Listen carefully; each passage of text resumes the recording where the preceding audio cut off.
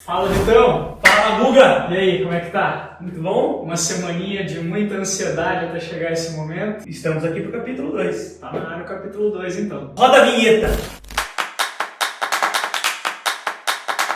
Então, vamos começar falando de Champions, de Bora. novo. Vamos lá. Teve o sorteio essa semana, a gente viu que caiu uma chave legal, né, Vitão? Para passar aqui rapidinho, Real Madrid e Chelsea vão fazer um jogo, no outro Internacional e Benfica, Manchester City e Bayern de Munique, jogão. E aqui é para mexer com o coração, né? Milan e Napoli. A gente falou sobre isso, né? O Milan e Napoli que jogam pelo Campeonato Italiano na semana que vem, então já vai dar uma prévia aí do que vai ser. É aquele negócio, né, Guga? O Napoli vem no melhor momento.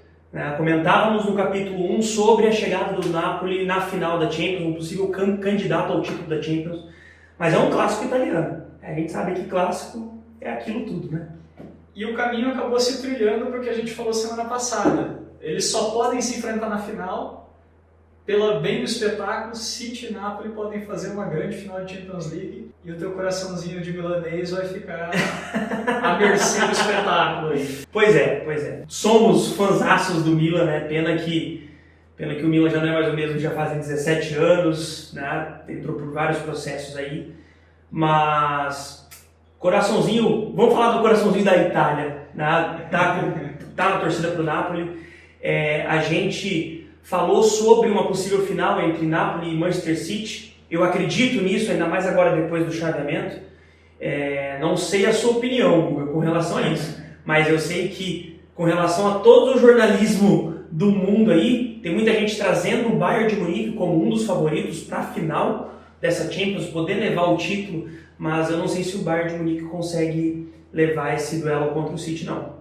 Eu acho que o Bayern de Munique ele fica um pouco acostumado ao campeonato alemão. Apesar de ser um time muito forte, já tem também 7 Champions League, salvo engano 6 ou 7 Champions League também. Mas é um time que está muito habituado com o alemão ali, que não tem o mesmo nível, de repente, num campeonato inglês. Já não é mais, né? Não é aquilo que todo mundo espera. E nesse ponto, o Manchester City, além de tudo, ainda tem Guardiola e Haaland, que estão fazendo uma grande dupla, né? De novo, né? O Haaland mostrando que está evoluindo, está voltando ao futebol antes do período da Copa do Mundo, né? E tem um ponto aí, o City decide o duelo em casa, né? Os times que estão do lado esquerdo ali do chaveamento decidem o segundo jogo em casa. Então é um ponto para o Milan, né? Mas em termos de time o Napoli está melhor estruturado e é um grande ponto aí para o City, que vai fazer esse segundo jogo contra o Bayern de Munique na Inglaterra. Legal, eu acho que vai ser um grande espetáculo, a gente vai conseguir ver um bom futebol aí e acredito que há muito tempo que as quartas de final da Champions League não proporcionava tanto entretenimento de qualidade pra gente. Tem esse ponto, mas na minha opinião, o jogo que vai dar um embate grande, porque eu vejo que os times estão literalmente, os 11 contra os 11 está bem equilibrado, é Inter de Milão e Benfica. Se fosse para falar, dar um palpite nesse jogo em específico, eu falaria o Benfica pela questão de uma torcida pelo David Neres, sabe? Mas eu vejo que a Inter de Milão está melhor estruturada do que o Benfica. Vamos lá. Você acha que o Benfica pode ser a grande zebra para melar a grande final que a gente espera? Não. Não vejo isso. Como eu comentei, para mim, entendam o que eu vou falar agora, mas para mim, a possível zebra da final que a gente comentou de City e Napoli pode ser o Real Madrid. Muita camisa. Vai enfrentar o Chelsea sofreu para passar do Borussia. Agora pega o Chelsea. O segundo jogo decide na Espanha, então acredito que o Real Madrid vai passar pelo Chelsea. Aí depois essa semifinal vai ser pedreira. Então, vamos passar um pouco para a Série B da Champions agora. Maldade falar isso com tanto time bom, né? Manchester United, pela Europa League, vai enfrentar o Sevilla, que demitiu recentemente o Jorginho Sampaoli. Juventus da Itália pega o Sporting de Portugal, time do Abelzinho. Bayer Leverkusen vai enfrentar o Union da Bélgica, time que eu sinceramente não conheço, nunca vi jogar. Feyenoord da Holanda vai pegar a Roma de José Mourinho. Quer dar seu pitaco a respeito dessas quartas da Europa League aqui? Vamos lá. United e Sevilha. Vejo que vai ser um jogo, uma série até que tranquila para o United, pelo momento dos times. O jornalismo europeu está tratando o jogo assim, né? Uma pedreira versus uma decepção. O Sevilha está brigando para fugir do rebaixamento na Série A espanhola, enquanto o United já tem um título na temporada, conseguiu se acertar, criou um time cascudo, tendo como pilar ali o Casemiro, que a gente mencionou no episódio 1 aí do nosso podcast aqui. E assim, eu vejo que o Sevilha ele tem um instinto copeiro, como a gente diria aqui no Brasil. Está sempre chegando na Euroleague, consegue classificação para a UEFA, não consegue passar para as oitavas, cai para a Euroleague. Na Euroleague tem uma boa trajetória. Mas, de novo, vendo pelo momento, acredito que o United vai ter um jogo tranquilo. United. Se você fosse apostar numa final aqui, de Europa League, United, Sevilha, Juventus, Sporting, Bayer Leverkusen, Union, Feyenoord e Roma. Levando em consideração o momento dos técnicos, o momento da... Eu apostaria num Roma United. Seria um jogão, hein? Eu apostaria em Roma United. A gente não pode desconsiderar o Sporting, que venceu o Arsenal na última fase.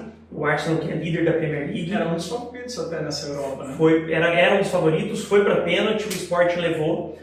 A gente não pode desconsiderar aí também o Bayer Leverkusen. O Bayer Leverkusen não vinha bem no campeonato alemão até o Xabi Alonso assumir. A partir do momento que o Xabi Alonso assumiu, o Leverkusen engatou uma sequência de jogos muito positivas e começou a crescer na tabela novamente no campeonato alemão. E agora está brigando pela zona de classificação ali dos campeonatos europeus, né? Então, mas assim, Roma está muito bem estruturada com o Mourinho e o Manchester United, pelo momento que está vivendo, acredito que vai ser uma possível final, né? É engraçado você falar isso, porque você perceba que tanto na Champions quanto na Europa League a gente está apostando igualmente, torcendo, né, talvez, por uma final que é Inglaterra versus Itália, né? De um lado Manchester City e Napoli, como eu disse antes, brincando, na Série B da Champions, Manchester United e Roma, né?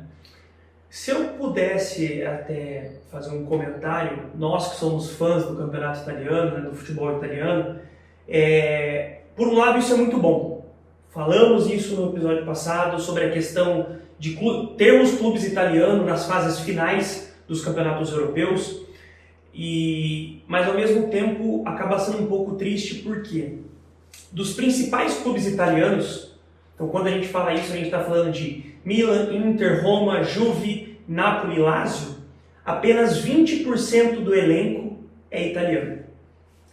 Então, essa semana lançaram uma notícia falando exatamente sobre isso, sobre a crise que a seleção da Itália pode estar enfrentando nos próximos anos.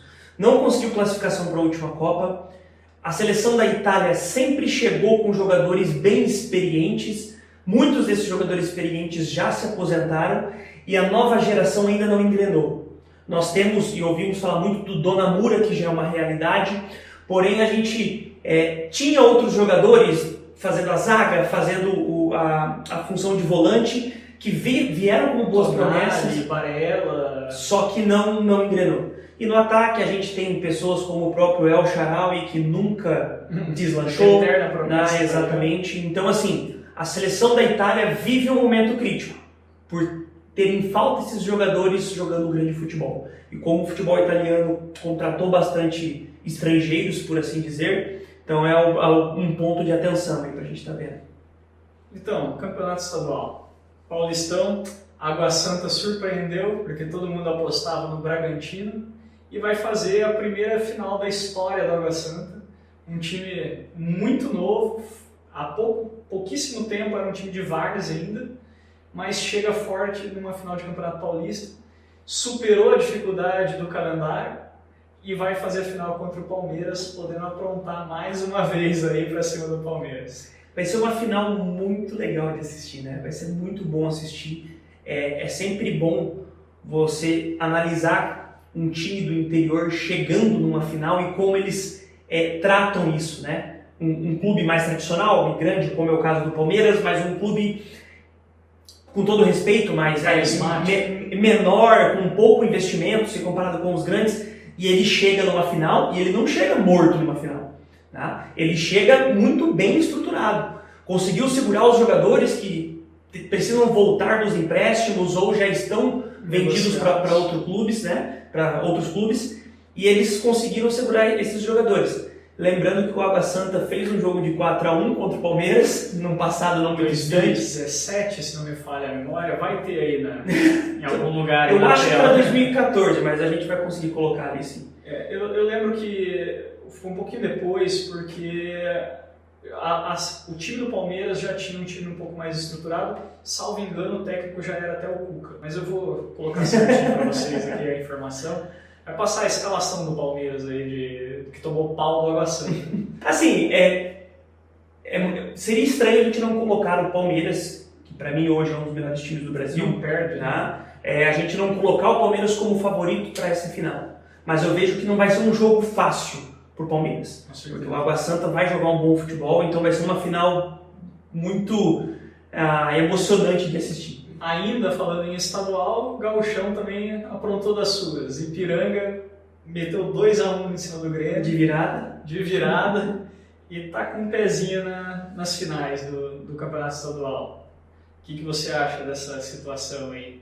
O Grêmio... O que falta pro Grêmio? Porque, poxa, uma hora tá goleando, outra hora... o time do Grêmio no papel é muito bacana de analisar, mas... me apronta uma dessa contra o Ipiranga. O Grêmio trouxe o Vina. Só contra o Ipiranga, que apesar de ter aprontado para cima do Grêmio, também aprontou na Copa do Brasil, como a gente falou no último episódio, né? Exatamente. O Grêmio, para mim, tem um gap muito grande ali, que é no meio campo. Você tem uma zaga e laterais teoricamente consolidados. Muito se discute sobre a zaga quando joga Jeromel e Kahneman, mas nós temos uma boa defesa. Nós temos o Luis Soares que está jogando sozinho e é aí que eu quero entrar. Tá? O Cristaldo está mostrando um bom futebol, o Vina, a gente sabe que tem um bom futebol, mas está faltando uma criação. Aí eu vejo que a gente vai entrar numa discussão que talvez coubesse um outro episódio, que é o que a gente fala, né? Saudades do clássico 10, do 10 que armava. Hoje é muito... Quando você olha pro Vina, ele é um meio-campista que chega muito bem para finalizar. Mas você não vê aquela criação, aquela segurada na bola, chama 3 marcadores, enfia aquela bola no meio. Seria mais um 7 do que um 10. Isso. Como se fosse o ponta. Né? E daí, no caso, o Grêmio depende de um brilho do Luis Soares. Isso foi demonstrado dentro do Campeonato Gaúcho o tempo todo. O Grêmio teve muitos jogos que dependeu exclusivamente do Soares, de uma jogada individual do Soares. Mas eu estou muito curioso, porque no papel o Grêmio tem um time muito bem estruturado. Mas eu estou curioso para ver como que esse time vai se comportar no Campeonato Brasileiro, onde vai enfrentar, teoricamente, os melhores clubes do país, do Brasil. E aí a gente vai poder medir um pouquinho como que vai ser o Soares contra esses times, como que vai estar o Grêmio bem estruturado para enfrentar esses times. O Grêmio não está sozinho no vexame gaúcho, porque o Inter, apesar de não ter sido derrotado, também empatou em 1-1 contra o Caxias, e isso abre um pouco a possibilidade de uma final de zebras no gauchão, né? Caxias e Ipiranga, condições de fazer essa final aí? Olha, vendo pelos resultados, sim, né? A possível final do gauchão pode ser Caxias e Ipiranga, vendo o retrospecto. Vejo que o Grêmio tem condições de reverter esse placar, já fez placares dentro desse ano, já saindo nessa desvantagem e revertendo o placar, mas eu não vejo que vai ser um caminho fácil para o Inter. O Caxias sempre tem chegado no Campeonato Gauchão, tem um bom time, tem um time bem estruturado, joga os principais campeonatos do país num bom nível. Agora, o Inter é um time que já faz anos que não engrena. O Inter tinha um time muito bom com o Edenilson, que era um jogador que começou lá no Corinthians como lateral, no Inter consolidou como meio-campista, era um bom articulador do time do Internacional. Agora, com a saída do Edenilson, parece que o Inter ainda não conseguiu se achar. Tá? Claro, chega numa semifinal de um Campeonato Gauchão por ser um estadual que a gente já comenta, não no caso do Rio Grande do Sul, mas pelo fato do Campeonato dos Estaduais, seria unânime a participação dos times da Série A do brasileiro. Mas agora também vai ser um time, como que ele vai se portar no Campeonato Brasileiro? Ano passado fez um ótimo campeonato. Tá? Chegou a brigar por algum tempo ali com a segunda colocação. Mas e agora, e esse ano? Como que vai ser? E só para finalizar essa questão dos estaduais, então, eu queria parabenizar o Cascavel FC, que ganhou a primeira semifinal do Operário de 2-1 aqui em Cascavel. Agora vai fazer a segunda semi lá em Ponta Grossa. E também está com um pezinho na final, que, ao que tudo indica, será disputada novamente contra o Atlético Paranaense, né? Ganhou do Maringá, bom time do Maringá, de 2-0 lá em Maringá. Se ganhou fora de casa, provavelmente vai ganhar dentro da Arena da Baixada também, né? Legal você falar do Maringá. No primeiro episódio você trouxe a boa campanha que o Maringá vinha fazendo na Copa do Brasil e da estrutura que o Maringá está. E se a gente olhar pela Copa do Brasil, está avançando cada vez mais. Então a gente começa a ver que no interior do Paraná começa a se criar times bem estruturados, bem organizados, que nem a gente comentava do Campeonato Paulista no primeiro episódio. E o Cascavel almejando uma final e possivelmente estaremos lá assistindo ao vivo, né? Se tiver o jogo, vamos torcer para o Cascavelzinho conseguir. Cascavel que inclusive ontem liberou um jogador para a base do Palmeiras. O Juninho, que era jogador do Cascavel, ainda será jogador do Cascavel nessa reta final de competição, mas terminando o Campeonato Paranaense, menino de Lindo Oeste, integrará o Sub-20 do Palmeiras num período de teste até o final do ano, né? E por enquanto o Palmeiras comprou já 10% dos direitos do Juninho. Sendo aprovado nesse período de teste, o Palmeiras ainda terá a possibilidade de comprar mais 40%, e aí o Cascavel já, pelas notícias que foram repassadas, o Cascavel manteria 50% de um jogador muito jovem e que aparentemente tem potencial de crescimento, de uma futura venda, que pode trazer ainda mais dinheiro para os cofres do clube, né? Vamos falar de seleção, Vitão? Bora lá. A seleção brasileira vai enfrentar o Marrocos agora no sábado, né? E a gente já comentou um pouco sobre isso na semana passada, já falou que tem tudo para ser um jogo bem difícil para a seleção, que chega meio desfigurada porque não tem os grandes medalhões, né? Não tem as grandes figuras que, poxa, há quase 6 anos da era Tite vinham sendo carimbadas em todas as convocações. Muitas caras novas nessa convocação da seleção aí. Vai passar aqui embaixo também os convocados enquanto a gente vai falando aí. E 2 grandes novidades até naquela lista que a gente deu semana passada. O corte do Marquinhos, que ensejou a convocação do Bremer, e o corte do Richarlison, o Pombo, que ensejou a convocação do Yuri Alberto. Quer comentar esses dois aí? A gente trouxe, você comentou agora sobre a questão dos figurões, a gente sabe que é uma primeira convocação, né, com um possível técnico interino, e sempre nessa primeira convocação pós-Copa gera muita ansiedade, porque sempre é um momento de renovação. A gente tem que ver se essa renovação vai ser consolidada, como serão as próximas convocações. A gente sabe que tem jogadores ali que vieram pelo respaldo do Sul-Americano Sub-20, que são jogadores que vieram para ser testados, mas entram como possíveis futuros da seleção. Comentávamos sobre o goleiro do Atlético Paranaense. Ele não é campeão apenas Sub-20, mas também Sub-15 com a seleção brasileira. Então a gente começa a ver jogadores que vêm da base já, com bons resultados, trazendo títulos para a nossa seleção. E quando você trouxe essa questão dos figurões, é natural que com o tempo alguns voltem. Tá? Tem alguns ali que não tem como ficar de fora. E a gente comentou sobre o Bremer. Fez uma boa Copa, fez bons amistosos antes da Copa. Como que ele ficaria de fora numa possível renovação? Mas a gente sabe que o Ramon trouxe esse prestígio para esses jogadores mais novos. E aí não deu outra, né? O Marquinhos se machucou, o Bremer já vem para compor a seleção. Agora, para mim, uma surpresa é o Yuri Alberto. O Yuri Alberto já jogou nas seleções de base. Depois que foi para a Rússia, né, já muitas vezes já começa a ser esquecido. O Corinthians trouxe de volta o Yuri Alberto. Mas assim, não sei o que o Ramon está pensando. Tá? A gente fala da questão do prestígio para o futebol nacional, que isso está evidente, principalmente com a convocação do Rony, mas o momento do Yuri Alberto não condiz com o momento de seleção brasileira. Então não sei aí como é que foi a conversa, o que ele pensou, qual está sendo a estratégia, mas para mim é uma surpresa. Hoje ele pode ter sido uma chance para um menino que é novo, né? O Yuri Alberto tem 20, 21 anos, é um menino novo, promissor, fazedor de gol, faz muito gol no Corinthians. Até estava vendo um dado interessante essa semana. A maioria dos gols que o Yuri Alberto faz no Corinthians é com um toque na bola. É um jogador que se posiciona muito bem, isso demonstra o posicionamento dele muito acima de vários outros atacantes que a gente tem aqui. E acredito também, Vitor, que essa convocação do Yuri Alberto, é evidente, ela poderia ter sido para o Hulk, por exemplo, que está tendo um começo de ano brilhante, Dudu do Palmeiras, que não é a mesma posição, mas que também faz quase toda aquela função da frente do campo ali. Mas ainda assim, eu perdi o que eu ia falar.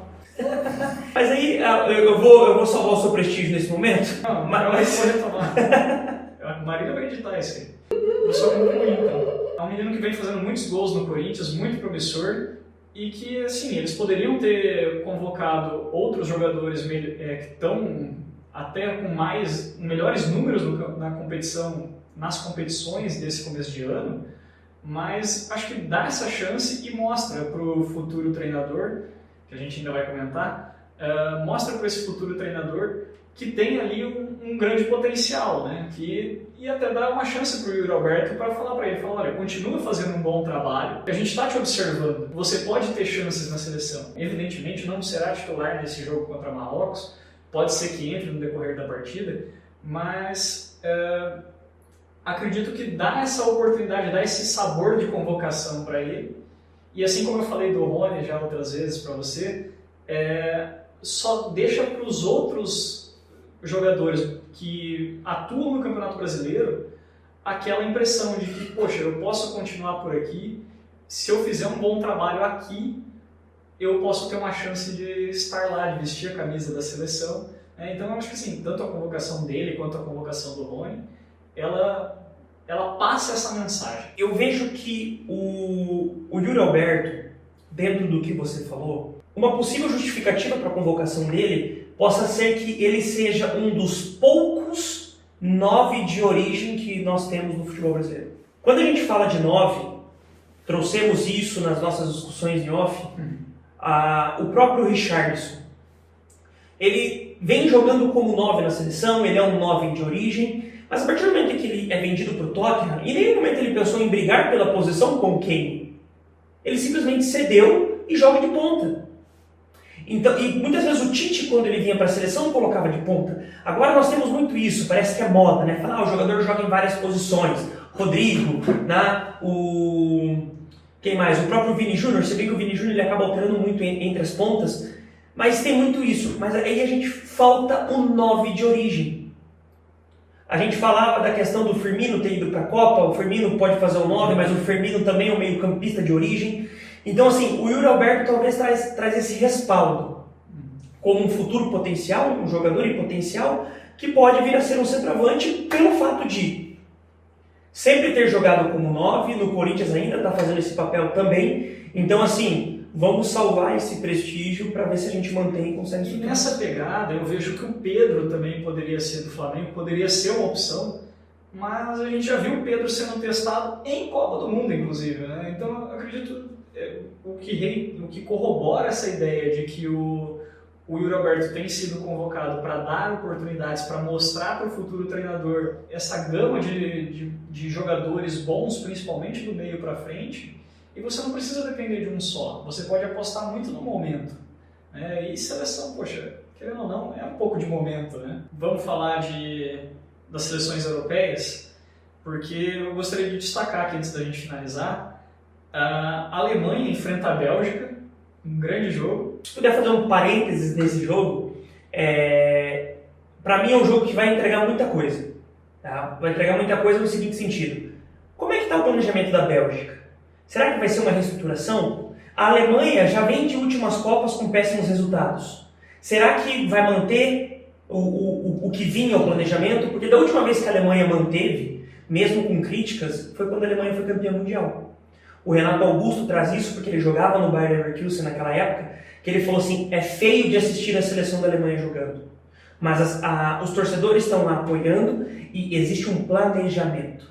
Quando aqueles jogadores amadureceram, a Alemanha foi campeã mundial. Então como que a Alemanha vai vir pós-Copa, pós um novo vexame em Copa do Mundo? E a Bélgica? O De Bruyne fez uma declaração após a Copa do Mundo dizendo que havia acabado as esperanças dentro daquela geração. Uma geração de 2016, que chegou em 2016 em alto nível, Lukaku, Hazard, Mertens, o De Bruyne, naquela época tinha o Kompany também, Courtois, enfim. E como que vai ser agora essa reestruturação? Porque muitos jogadores ali já não estão mais em alto nível, o próprio Hazard a gente já não vê jogando tanto no Real Madrid, o próprio Lukaku está vindo de lesões seguidas, e a gente tem uma seleção que depende de Courtois e De Bruyne. E todas aquelas outras peças em excelência que compõem o elenco já não estão mais. Então como que vai ser essa reestruturação? Será que a Bélgica vai ter uma nova geração de alto nível para almejar o título mundial? Não sei. Apostaria em quem para esse jogo, então? Alemanha ou Bélgica? Alemanha. A Alemanha está mais forte. Eu vejo que sim. Uma geração mais nova também. Eu vejo que tá sim. Chegando com tudo. Outro jogo da Europa que é interessante a gente apontar aqui, provavelmente vai ser um baita jogo também, França e Holanda.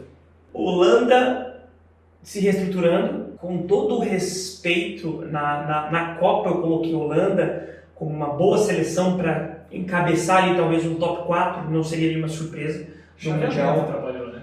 O chaveamento atrapalhou um pouquinho, mas eu ainda não vejo um futebol sólido na seleção da Holanda. Mas tem um bom futebol e eu vejo que está crescendo. Bons jogadores. Gakpo que está como uma jovem estrela dessa seleção, mas a França... De Jong se achou no Barcelona agora, pode ser uma grande chave no meio campo da Holanda ali. Pode ser. Vamos ver se volta a ter aquela seleção que sempre chegava forte, né? A Holanda sempre teve boas seleções. Eliminou o Brasil em 2010. Vamos ver como é que vai ser essa nova geração aí. Então, um último apontamento aqui de um outro jogão. Tem tudo para ser um jogo fantástico. Argentina e Curaçao. Eu ia falar, tenho até medo disso. Você acha? Curaçao tem chance? Para mim, um jogo totalmente festivo. Vai ser o primeiro jogo pós-Copa. A única coisa que justifica é a AFA ter aceitado um amistoso desse para consagrar o Messi, consagrar os campeões mundiais. Eu não me recordo agora o número de cabeça, dá até para trazer depois aqui para o pessoal, mas eu sei que a convocação da Argentina foi uma das maiores convocações da história. Porque o técnico quis trazer todos os campeões mundiais, mais a nova geração de futebol da seleção da Argentina. Então é uma penca de gente que vai estar nesse jogo. Então, assim... E só 5 substituições. Trouxe uma penca de gente, então para mim, assim, a única coisa que isso justifica é a AFA estar fazendo um jogo festivo. Tá? Para consagrar os campeões mundiais, para poder mostrar quem são as possíveis peças de reposição. E assim, eu vou torcer para que a Argentina entre numa fase que nem Brasil aí, que faça amistosos, respeitosamente falando, mas que faça amistosos contra Haiti, Jamaica, Emirados Árabes, durante esse novo ciclo que a gente vai ter aí. Tá certo. Então, quero te agradecer e vamos mostrar um pouco do nosso cenário aqui. Vamos finalizar com essa câmera aqui, ó. Valeu? Valeu, Guga. Grande abraço, hein? Até semana que vem. Comentem o vídeo, deixem os comentários de vocês. E clique no sininho. E clique no sininho.